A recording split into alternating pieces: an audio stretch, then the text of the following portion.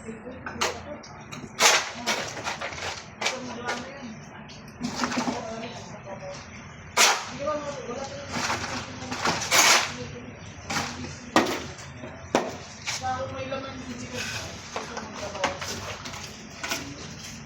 mo pala, 19, yung 9 mo yung utang. Ano pa yan? 23. Set ako lang ito. Dahon! Wala mo lang dyan. Kaya na, gala kayo eh. Saka 50 mil na. Kung 50 mil na, kung mo agad, palit ka na ng number. Anong akin yan, sir? Dapat, diba? Set lang yun, diba? Dapat pa rin. Eh, sabihin mo lang, pag pinatawag ka, ito makukulit. Kaso na yun. Ano ba? Hindi ka na makontak. Parang istapa kasi yung ulit. Dapat ka lang ba? Hindi ka makontak. Kaya, mangyari ka. Wala na eh. Wala na. Sabihin mo na, nawala yung number eh. Wala yung cellphone ako. Oo, yung cellphone, nawala yung number. Di, ayun na.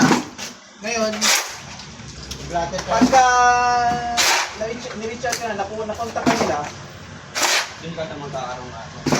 hindi ka naman papatawag ka lang. Gutter pa lang. Oo. Sabihan, sabihin natin kaso. Yun yung ano mo eh. Iwanan mo rin yung nangyari. Para nahimigan. Sabihin natin, nagkakaso ka. Pero hindi naman kasi agad pulang yun eh. Lalo pagka ganyan. Answer ka lang na ano. Sabihin mo lang yan, no? Ngayon, kaya lang, no? Lang yan. Tapos, sabihin natin, sabi na, tandaan na. Yan, tagal na. Sabi natin 20 years, bago na natunton. Yan, sandaan na yung 50 rin. Sabihin mo lang, wala po akong nakayang bayaran niya ng buo. Ito lang po yung income ko sa isang buwan. Tapos, malaki din yung gastos namin sa pamilya. Ngayon, maguguluhan ko lang po yan. Bayad po ako mga 200 sa isang buwan.